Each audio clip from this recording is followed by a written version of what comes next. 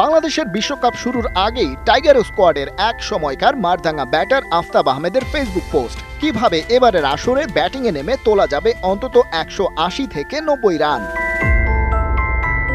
To the পয়েন্টে আফতাবের বিশ্লেষণ থেকে যে বার্তাগুলো পাওয়া যাচ্ছে তা হলো, যুক্তরাষ্ট্র ও ওয়েস্ট ইন্ডিজের আয়োজিত এই ওয়ার্ল্ড কাপের বেশিরভাগ উইকেটই হচ্ছে স্লো।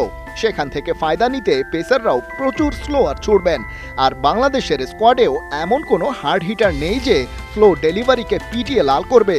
তাই যা করার করতে হবে পাওয়ার প্লেতেই। তাতে কাজ হবে দুটো।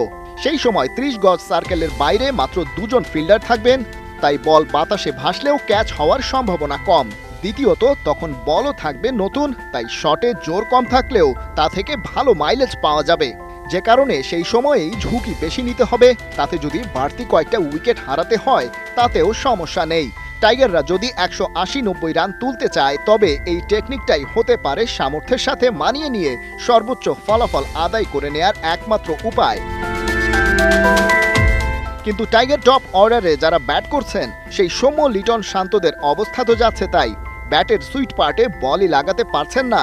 পাওয়ার প্লেতে ডট বল আসছে পাইকারি হারে।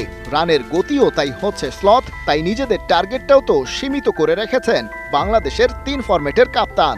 একদিনে এখন 200 করার প্ল্যান আমরা ব্যাটিং করতে পারবো না, এটা একটা লম্বা প্রসেস। আমাদের যে স্ট্রেংথ আছে, যদি 160-170 হয় আমাদের স্ট্রেংথ, আমরা সেটাই চেষ্টা করব। আমাদের ভালো দিন যেদিন যাবে, যদি ওই অপরচুনিটি থাকে, অবশ্যই আমরা 200 টার্গেটে ব্যাটিং করব।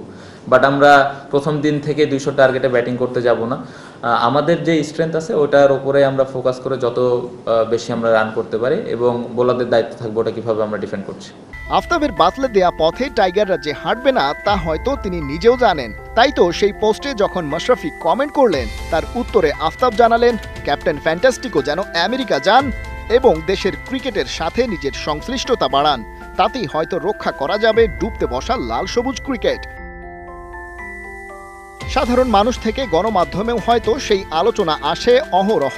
কিন্তু আফতাবের মতো একজন পরীক্ষিত ক্রিকেটার যখন এমন হতাশার কথা বলেন, তখন নড়ে চড়ে বসতে হয় বইকি। যার দল 2005 সালে কার্ডিফে ন্যাটোস্ট সিরিজে অস্ট্রেলিয়াকে হারিয়েছিল, কিংবা পোর্ট অফ স্পেনে 2007 বিশ্বকাপে ভারতকে, আর একই আসরে প্রভিডেন্সে সাউথ আফ্রিকাকে হারানোর জলজলে স্মৃতি যার স্মৃতিপটে আঁকা, সেই আফতাব আহমেদ 17 বছর পরে এসে যখন যুক্তরাষ্ট্রের মতো আইসিসির সহযোগী সদস্যের কাছে নিজের দেশকে হারতে দেখেন, মনে শঙ্কার কালো মেঘ তো জমবেই। খালিদ জামিল, একাত্তর।